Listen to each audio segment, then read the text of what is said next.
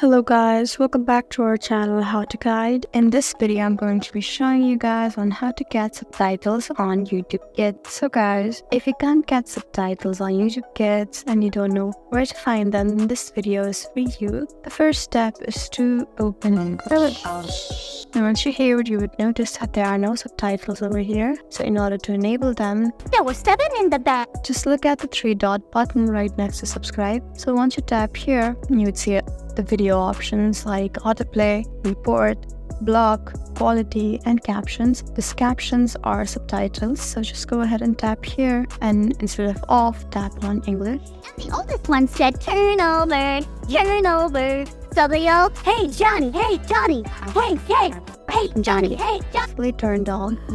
Subtitles. I see a zombie.